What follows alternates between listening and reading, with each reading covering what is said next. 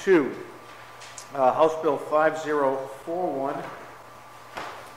That is a bill by Representative Corvacey, an act relating to food and drugs. This would be a bill that would require drug manufacturers to establish a fund and manage state-approved drug buyback programs free of charge to the consumer and the pharmacy.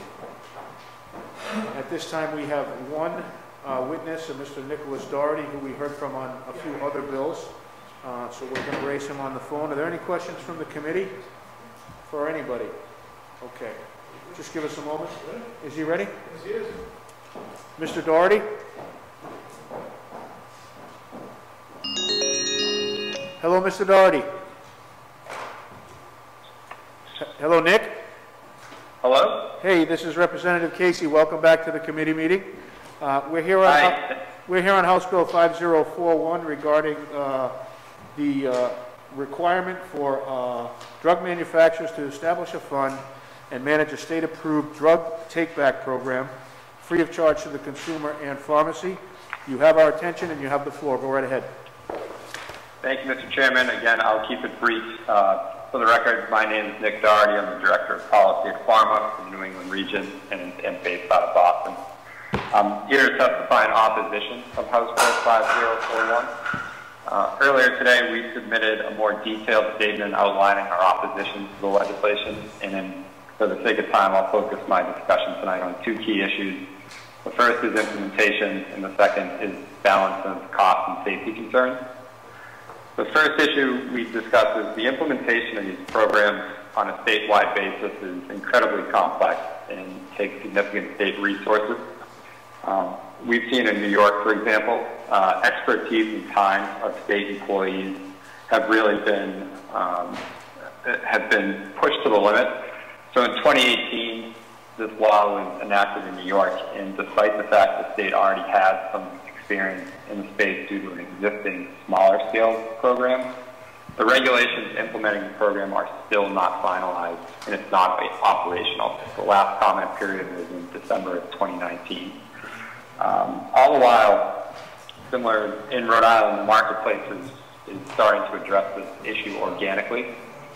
Some pharmacy chains are actively working with manufacturers to establish programs. And Rhode Island already has a network of Takeback kiosks and pharmacies that offer by a nonprofit group. Of the 56 existing kiosks and pharmacies that offer free take-home disposal options throughout Rhode Island, and that analysis showed that 87% of the population are within a 10-minute drive to a kiosk and or pharmacy, and 99% are within a 20-minute drive. So with an already robust network of existing take-back locations, we felt this bill overlooks the balance between safety concerns of additional kiosks and diversion, as well as significant waste associated with the mail-back envelopes. The kiosks, while they are convenient, they do take up space and staff time in pharmacies and raise security concerns. Some pharmacies are okay with that, others are not. But adding more kiosks, which are highly visible, run the risk of increased diversion for misuse and abuse of unused drugs, as well as liability concerns for a pharmacy. And secondly, the prepaid envelopes with every prescription are a major waste of resources. Most prescriptions should not have anything left over. And in the event that an individual does have something left over and uses a mail-back envelope, the mail-back program does not have a completely secure way to track the medicine, as they're sent from a patient to a DEA-compliant facility. So once that envelope is mailed back, it is reasonable to expect that take-back mailers would also be targets for those wishing to divert medicines for misuse and abuse. So again, very quickly, those are the reasons we do oppose this legislation and respectfully urge the committee to not move this bill forward. And happy to take any questions. So, Nicholas, let me understand, you are against this legislation, correct? Correct. Okay. Thank you.